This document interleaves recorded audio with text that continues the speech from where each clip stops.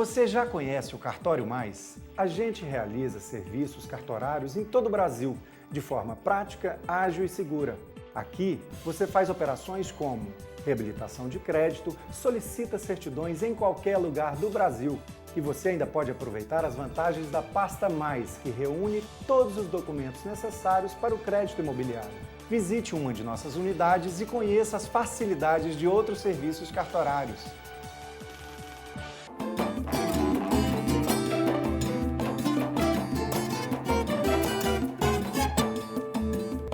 O programa Raízes Jornalismo Cultural de hoje entrevista o escritor, o poeta Adalberto Queiroz. Uma alegria receber você aqui, Adalberto. Já é minha vez, então? Eu fico emocionado de vir aqui conversar com os amigos.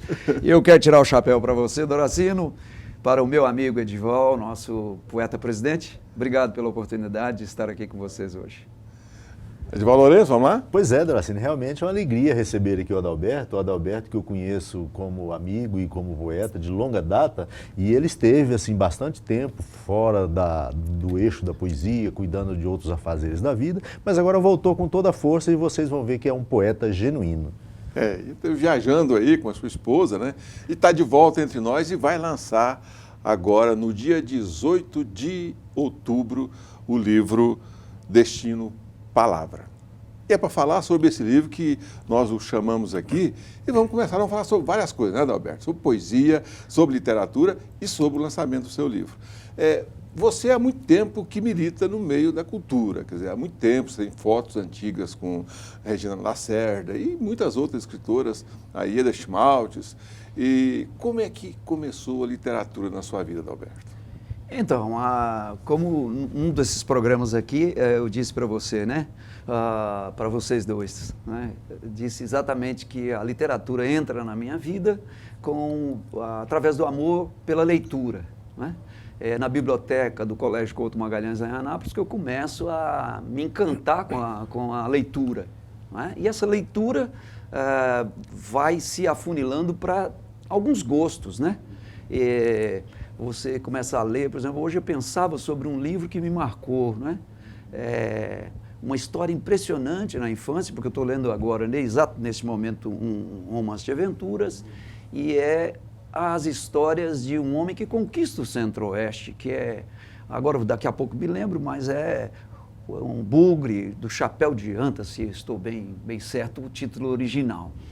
E esse livro fantástico me fazia sonhar com a possibilidade de escrever. Deus não me deu a imaginação para a prosa como deu o Edival, por exemplo, que é um grande imaginador e um prosador maravilhoso. Mas eu comecei a rabiscar coisas, desde muito cedo, rabiscar coisas que talvez pela minha origem nordestina tinha a ver com quadrinhos, versos, etc., né? E isso eu fui aperfeiçoando em termos de como leitor, para me transformar num rabiscador eu não me considero um escritor profissional, né? Sou um escritor amador e um poeta bissexto, como dizem, né? Mas você é um grande leitor. Sua biblioteca, lá na sua casa, é uma biblioteca de livros raríssimos, né? Que você compra nessas viagens, que você consegue, assim, garimpar nessas viagens, né? Na verdade, eu tenho uma boa biblioteca montada com dificuldade ao longo da vida. Hoje eu tenho alguns recursos para poder realmente fazer viagens, né? Antes eu não tinha recurso nenhum, mas sempre guardava um pouquinho de dinheiro para comprar um livro e um disco. Eu tinha com essa ideia de que sempre comprar um livro e um disco poderia ser útil porque eu gosto muito de música e de poesia, né? E de literatura, de uma maneira geral. Naturalmente agora, por exemplo, quando fui a São Petersburgo, aproveitei para ir à Casa do Livro, ir às casas museus, Dostoiévski, Pushkin, etc., e trazer coisas interessantes. E coisas interessantes que vão enriquecer minha biblioteca, né? Mas outro dia vi uma biblioteca tão maravilhosa, que é a do Alaô Barbosa, que eu fiquei numa vergonha medonha da minha, sabe? A biblioteca do Alaô Barbosa é impressionante, de bem feita, bem estruturada, né? Mas eu diria que boa parte da minha vida eu passei dentro das bibliotecas, é verdade. Adalberto, eu conheci você quando você veio do Sul. Embora você seja aqui de Goiás, aqui de Anápolis e tal, eu conheci você na década de 70, quando você veio do Sul. E lá no Sul você já militava no meio poético lá. O que você fez lá naquela época? Então, no Rio Grande do Sul, Edival, a gente tinha um grupo de literatura que se reunia em torno do Clube de Cultura, que é o bairro dos Judeus, em Porto Alegre. e estava no finalzinho da ditadura militar. Curiosamente, eu trabalhava para a Polícia Federal, eu era escrivão da Polícia Federal e gostava de arte. Então, tinha muitos amigos no meio artístico que, às vezes, eu até livrava a barra deles um pouquinho, por conta da minha, nada influência, mas, pelo menos, da minha generosidade em fazer com que a vida deles ficasse um pouquinho mais folgada. E nós nos reuníamos em torno do Clube de Cultura, um grupo, e o Clube de Cultura, é preciso dizer, no bairro Judeu de Porto Alegre, ele é um lugar onde realmente tinham peças artísticas, onde se ensinava literatura, não existia essa mania de oficina, mas onde se falava sobre literatura. Caio Fernando Abreu, Moacir Sclier, foram alguns dos convidados nossos para ir lá conversar com a juventude. Nós éramos todos moços e sonhadores. E então nós nos reunimos ali. E existia um dramaturgo, um velho dramaturgo gaúcho, chamado Corpo com quê? Santo. Corpo Santo. O nome dele era esse. Obviamente eu não vou me lembrar agora o nome de batismo dessa criatura, mas o sujeito era um humorista e um crítico social muito grande.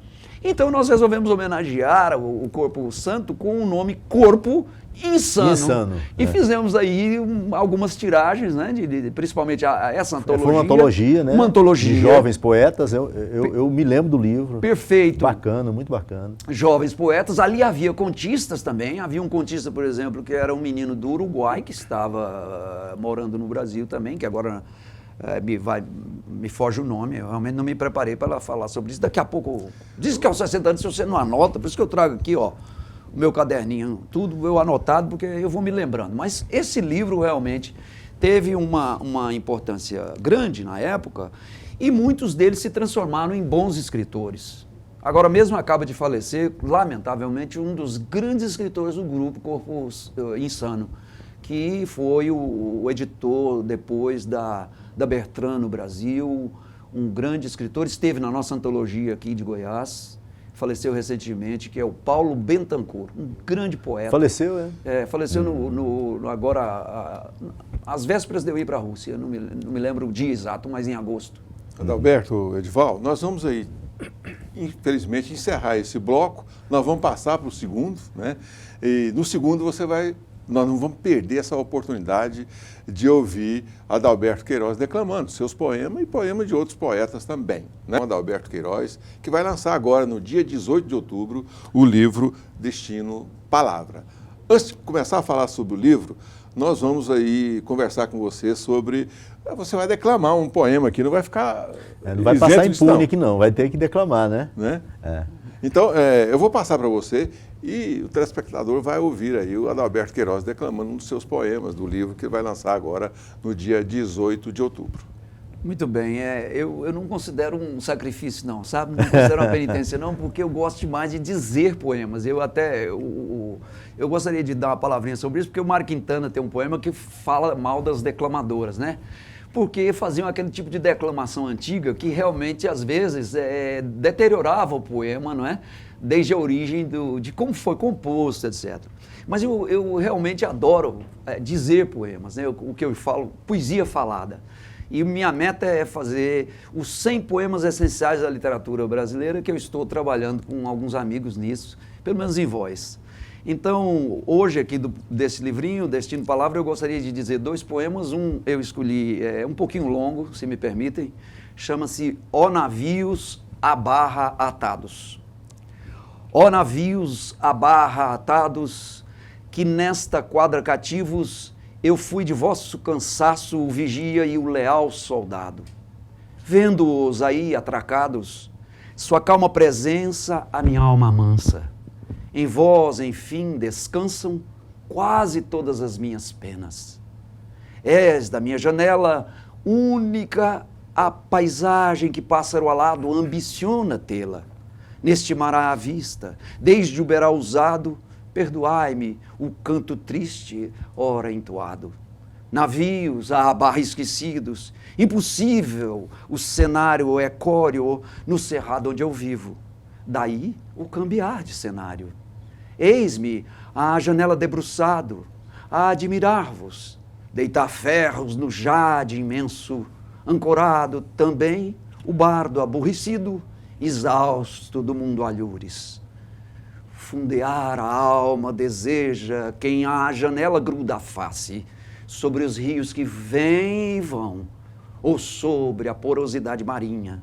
Eis-nos naves, o espaço e o corrosivo da memória, na clave fundante.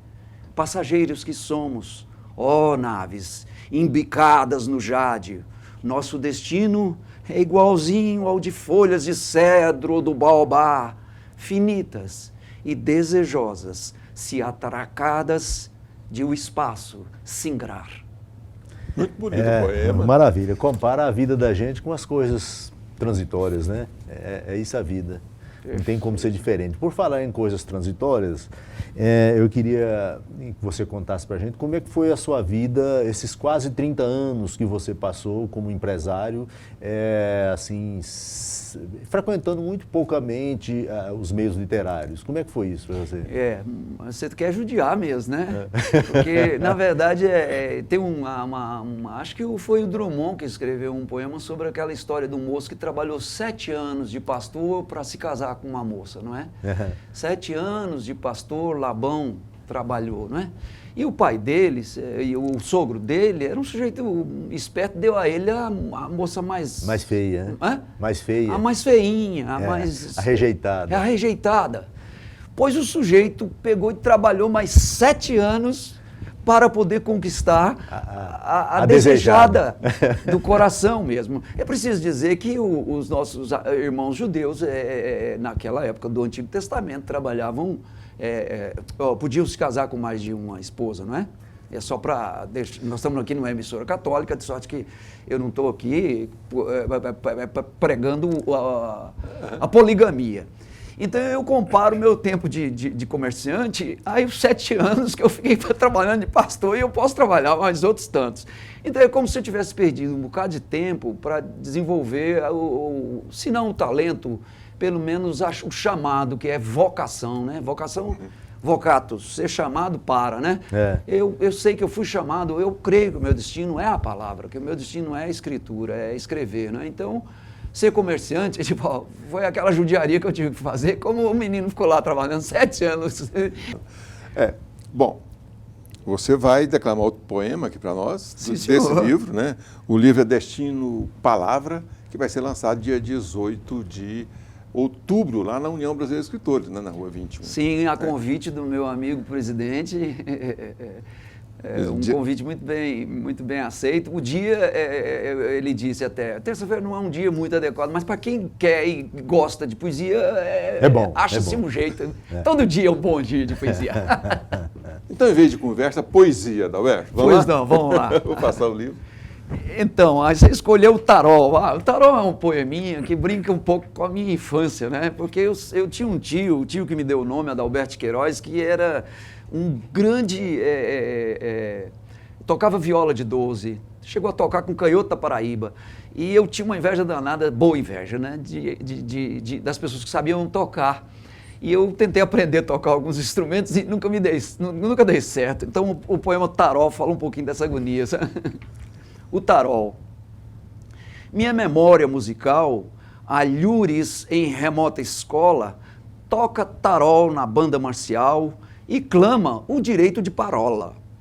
A sonoridade perdida, inclusive nos poemas, mais jamais se désiré, de la musique avant toute chose, e pour cela préfère l'impair. Voltas, idas e vindas com a rara matemática musical do regente, muito tempo ainda há de ensaiar na mente, antes que o tio violeiro o nome me emprestara e sua viola de 12 cordas mostrasse, bem antes das guitarras na igreja iconoclastas, e nem assim aprendi a tocá-las. O incapaz de um dó maior vai tocar tarol, determinou o maestro ante o desafinado contralto, capataz do coral. E foi assim que, ao invés de eu tocar piano ou marimba, que eu também tentei, eu fui, ou tocar um instrumento de sopro, fui tocar tarol na banda do colégio. Eu queria só, antes dele começar a declamar, que eu já senti que você vai pediram para declamar. Eu só queria perguntar assim, como você ficou um bom tempo se dedicando a atividades comerciais e não escrevendo poesia, você acha que quando você voltou, você estava sem embocadura para escrever ou você estava acumulado de poesia e isso facilitou o seu retorno? Uma muito excelente pergunta. Eu diria que eu fiquei lendo muito tempo, escrevendo e escondendo. Entendi. Porque eu não tinha assim eu não tinha nem tempo nem intenção de publicar naquele momento, né? Então as coisas que eu deixei guardadas, elas agora afloram e eu vou limando algumas coisas, refazendo, jogando fora outras, né? Esses poemas, por exemplo, selecionados de Destino e Palavra, se você analisar com vagar, verá que a origem da maioria desses poemas está lá atrás, em Frágil Armação. Uhum. E são temas... Frágil Armação é um livro seu da década de 80, né? Isso. Então, em um livro em que era um jovem, não é? Então eu tinha várias ideias sobre como realizar poesia. E eu costumo dizer que cada livro de poesia é uma viagem, não é? Com certeza. E este livro... Aliás, cada poema é uma viagem, né? Cada poema... Um livro são várias viagens, né? O livro em si é uma viagem, que é uma citação, inclusive, que eu faço aqui aí no livro, no Destino e Palavra. E a citação, inclusive, é desse poeta que eu vou ler, porque é um poeta que tem me enchido a alma de alegria, que chama-se Alberto da Cunha Lima, não é? Da Cunha Melo, perdão. Tô com Jorge Lima na cabeça. Alberto da Cunha Melo. Então, a resposta objetiva para você é assim, eu creio que eu fiquei peneirando mais, sabe?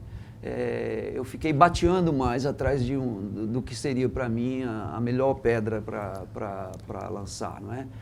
E continuei publicando no blog, continuei escrevendo e guardando na gaveta, né? Uhum. Você tem um ritual para escrever poemas? Como é que você se prepara? Como é que sai o poema? Ao contrário do professor Heleno, que diz assim, bom, eu sento e escrevo um livro, eu sento e escrevo pequenas anotações, assim, um caderno como esse, eu vou escrevendo coisas. Esse, por exemplo, é um poema de ocasião, é um poema sobre a primavera. Na verdade, ele levou uns 5 dias de anotações para virar poesia. Entendi. Quer dizer, para extrair a poesia, que o poema, na verdade, é apenas o meio, e eu tenho uma dificuldade suplementar, que eu não tenho formas fixas, não me dediquei a formas fixas. Nesse livro talvez você encontre 1 ou 2 sonetos de pé quebrados aí, ou sonetilhos, se assim posso dizer. Então, o meu método eu sempre estar atento às observações da vida e um papelzinho para todo lado, anotando coisas, não é? Eu conheci um músico francês, o Jacques Higelin, que ele dizia assim, eu só consigo produzir porque eu tenho esse gravadorzinho aqui comigo. Antigamente não existia gravador, eu falava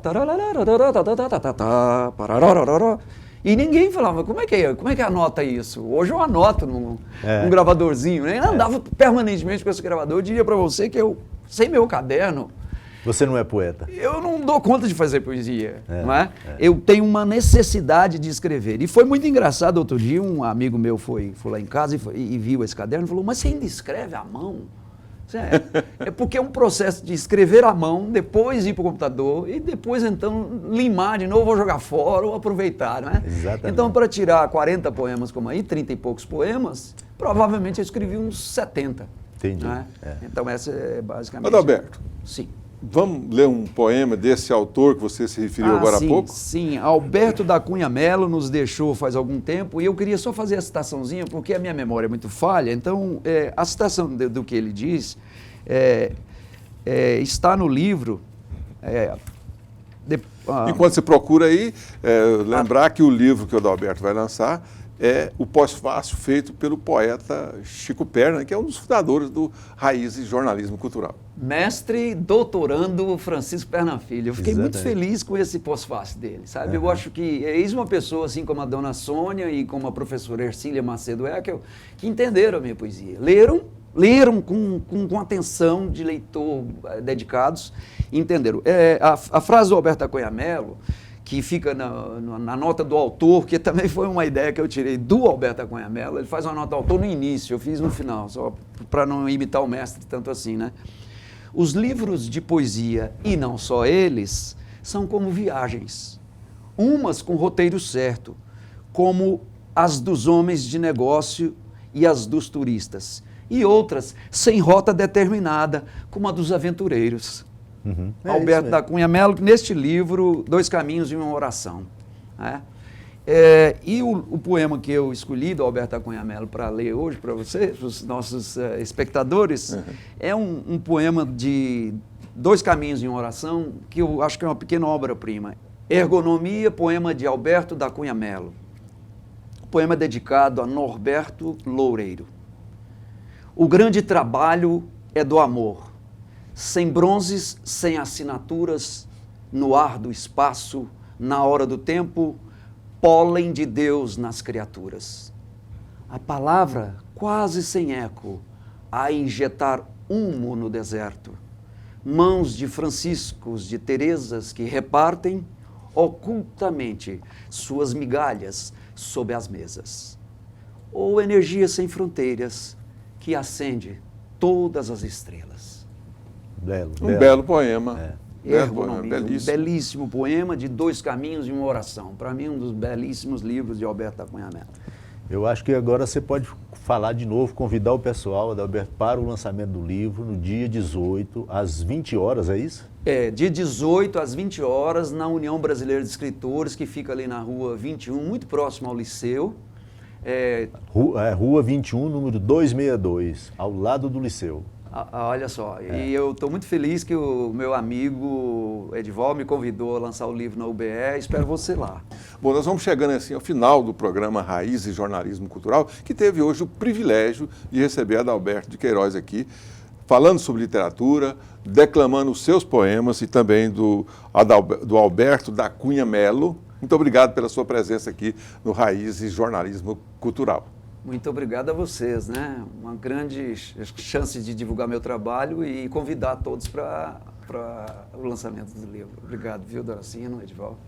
Nós é que agradecemos. E vamos lá, vamos Pois embora? Doracino, mais uma vez, realmente uma satisfação muito grande estar aqui para conversar com meu amigo de longa data, meu confrade de poesia, Adalberto de Queiroz, né?